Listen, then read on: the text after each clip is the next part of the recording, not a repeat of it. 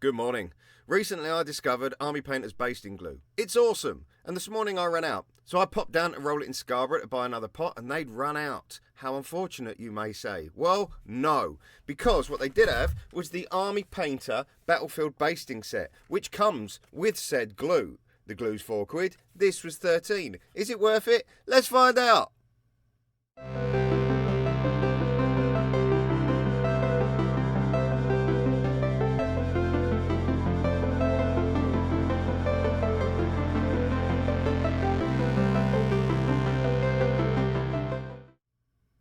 So, I needed the glue. The glue was £4.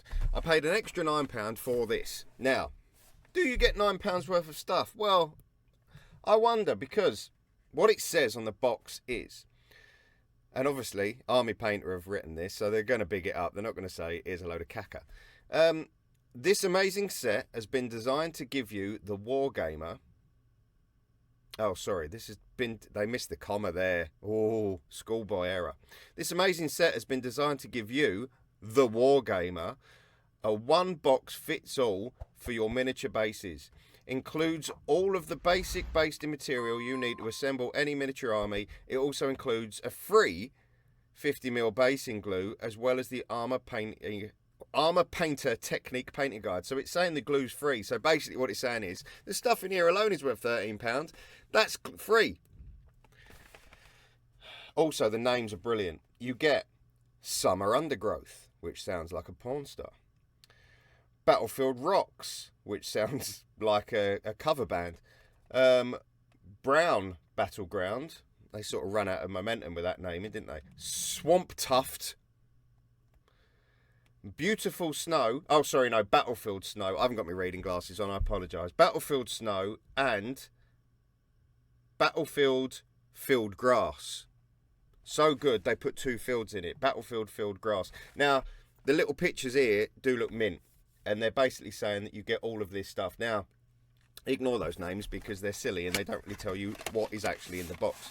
Now, what you do get is this. Now, these have been on the counter at a lot of modelling shops recently. They're a free guide, but they are quite hefty. And obviously, it is advertising Army Painter paints, but it's pretty bloody good. I mean, it's nicely put together. It's like a little mini magazine. Oh, she's cute. So is he. Yeah, Battlefields, all of the paint range, and what different types of paints they do, speed paints and blah, blah, blah, blah, blah, blah, blah. But it is a good little guide from assembling to painting to shading. So that's worth having in itself. So if you haven't got a modelling shop near you that's knocking these free guides out, there's one in the box. Probably if you contact Army Painter, they probably send you one of them for free anyway. Also, as they say the glue's free, maybe say, well, send us the free glue as well. Now, first impression is glue, yes, same size as the one you get for £4. This is awesome. There's a windmill video that I'm putting out where I use most of this stuff to baste it, and it is pretty good, as much as I'm taking the mickey.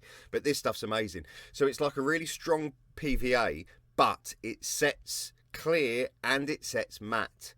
There's been so many occasions where I've made models and the glue has set with this really bright shine on it, and it just doesn't look right, particularly when you're trying to do like a dirty looking model, dirty armour or whatnot, or the base is trying to be dirt and it's got this really shiny patch on it. This stuff is brilliant. And if you'd like to see it in use, watch my windmill video. Now, that's the snow, but you know, you wouldn't want to take that on a plane, would you? I haven't used that, but I mean, it's snow in it. It's white powder. What more do you want? Now, this gravel. Now, I use a lot of technical Citadel basing materials. This is the Stirland mud, and then there's Astro granite, and it's like that textured, it's like PVA paint and sand all mixed together, and it gives you a nice texture. I use this quite a lot, so I thought, what's the point of this? Well, I'll tell you, it's awesome. Because, I don't know how well you can see it, but it's all different colours. So there's no need to paint it once it's on. It looks like dirt, gravel, whatever.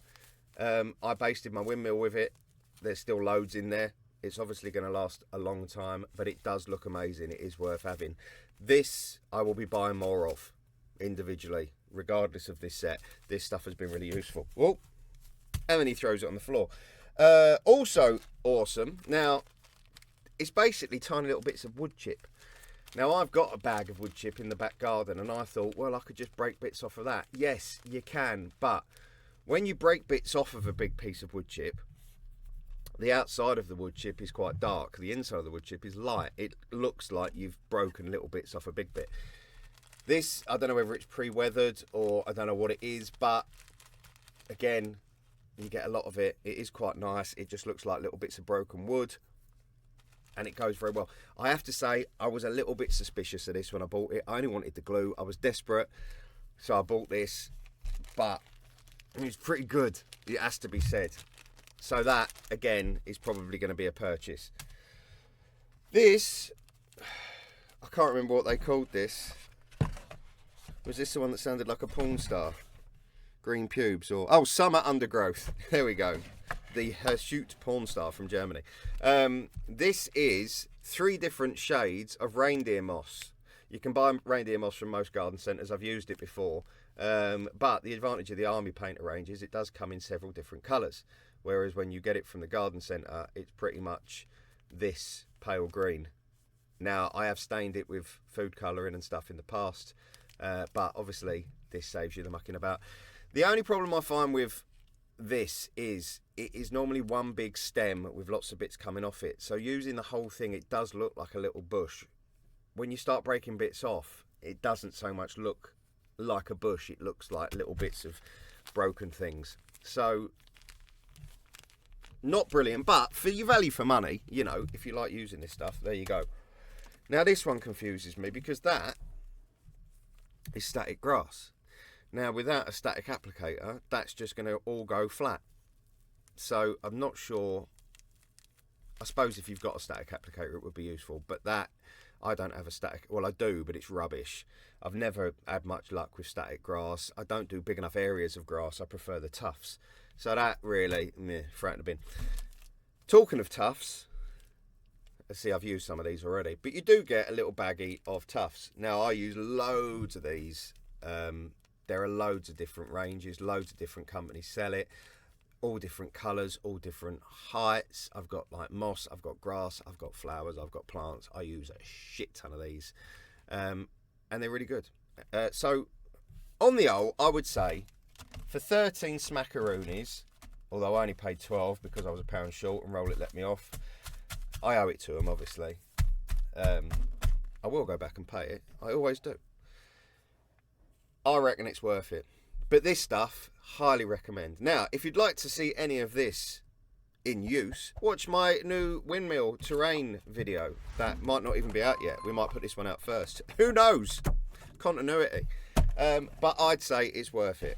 I think for the little guide and the glue and all the gubbins that comes with it, if all you're doing is basing miniatures as well, this will last bloody ages, because I based, you know, I did the windmill and I used quite a lot of it, and there's still loads left. So I think if you were just basing miniatures, and obviously you've got your Kings of War range as well, you're doing the Northern Alliance, the snow's going to be really useful. I'm doing all of my Bretonias at the moment, so they're having a sort of summer meadow range. That's perfect. So yeah, buy it. It's mint. That's it. Like and subscribe. Move on with your day. Goodbye.